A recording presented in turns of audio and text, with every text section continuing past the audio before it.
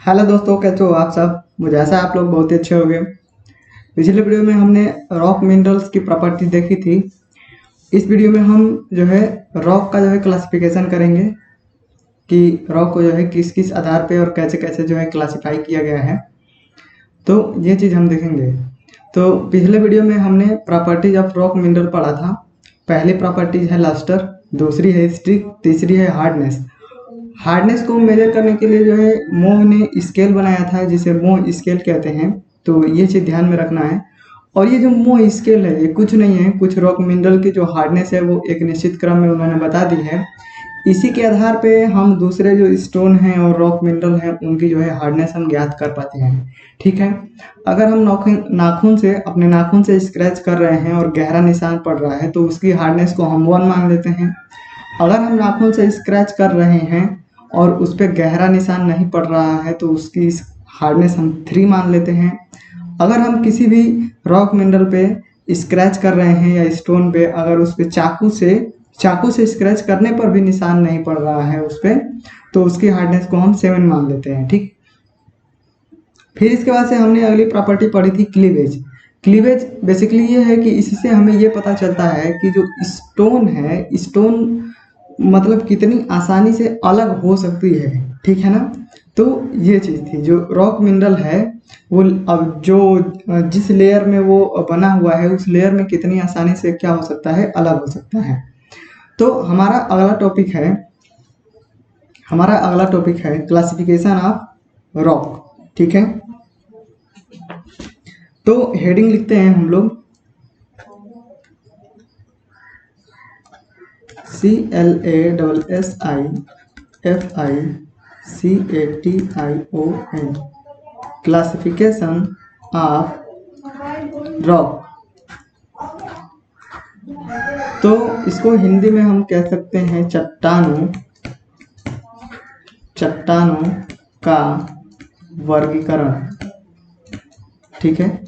तो चट्टानों का वर्गीकरण जो है कई आधार पे किया जाता है। इसके मुख्य 3 आधार हैं। ठीक है।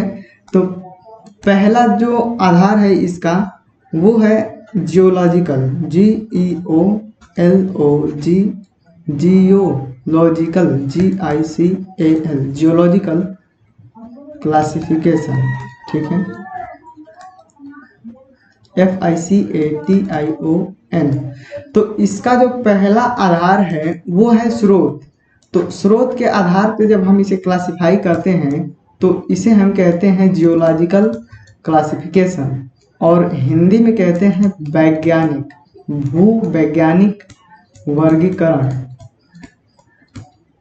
ठीक है। हिंदी में इसे क्या कहते हैं, भूवैज्ञानिक वर्गीकरण। और ये किस आधार पे है, तो ये on the basis of source. ठीक है। स्रोत के आधार पे। तो ये क्लासिफिकेशन जो है स्रोत के आधार पर किया गया है ना। तो क्लासिफिकेशन ऑफ रॉक में जो है पहला जो क्लासिफिकेशन हम करते हैं वो सोर्स के आधार पे करते हैं। सोर्स का मतलब ये कि जो रॉक है, जो चट्टान है, वो कहाँ से प्राप्त हुई है। तो जिस चट्टान को जो चट्टान जहाँ पे मिलती है या वो जैसे बनती है, ठीक है, उसका जो स्रोत होता है उसके आधार पे हम इसमें क्लासिफाई करते हैं। फिर दूसरा है classification chemical, CHEMICAL chemical classification, FICATION chemical classification. तो केमिकल क्लासिफिकेशन को हिंदी में कहते हैं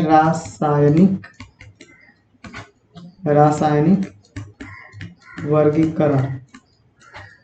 ठीक है। और ये जो होता है क्लासिफिकेशन, ये केमिकल कंपोजिशन के आधार पे होता है, on the basis of chemical, CHEMICAL chemical composition, COMPOSITION। तो केमिकल कंपोजिशन कहने का मतलब ये है कि जो रॉक बनी हुई है अब देखो, दुनिया में कोई भी चीज़ है तो वो किसी न किसी केमिकल से मिलके बना हुआ है, ठीक है ना। तो जो रॉक बनी हुई है उस रॉक में कौन सा केमिकल कितने प्रतिशत मात्रा में उपलब्ध है, इसके आधार पे जब हम क्लासिफाई करते हैं तो उसे हम कहते हैं केमिकल क्लासिफिकेशन, ठीक। और इसके बाद से तीसरा जो हमारा क्लासिफिकेशन है वो है physical, PHYSICAL, physical classification, FICATION। Physical classification को हम हिंदी में क्या कहते हैं, भौतिक वर्गीकरण, ठीक है। अब ये भौतिक वर्गीकरण जो है किस आधार पे किया जाता है, तो इसका आधार है, मैं लिखता हूँ, on the basis of physical, PHYSICAL, physical appearance, APPREANCE। Appearance को हिंदी में कहते हैं रूप, ठीक है। देखो, मुझसे रू जो है रूप वो सही से बनता नहीं है, तो जो भी बनेगा समझ लेना, ठीक है। ये रूप लिखा हुआ है। तो फिजिकल क्लासिफिकेशन जो है वो फिजिकली रूप के आधार पे हम करते हैं। रूप बोले तो जैसे कि हमारी जो रॉक है, क्या वो परतों के रूप में है, तो वो परतों के रूप में रहेगी तो उसका रूप हमें दिखेगा, ठीक है। क्या वो बिना परतों वाली है, ठीक है, जैसे ही मतलब कैसे भी है, तो इसके आधार पे जब हम क्लासिफाई करते हैं कि कौन सी जो है परतों के रूप में है और कौन सी बिना परतों के रूप में है, तब हम उसे कहते हैं फिजिकल क्लासिफिकेशन। और केमिकल कंपोजिशन के आधार पे जब हम करते हैं तो उसे कहते हैं केमिकल क्लासिफिकेशन। और जब हम सोर्स की बात करते हैं तो उसे हम कहते हैं जियोलॉजिकल क्लासिफिकेशन, ठीक है।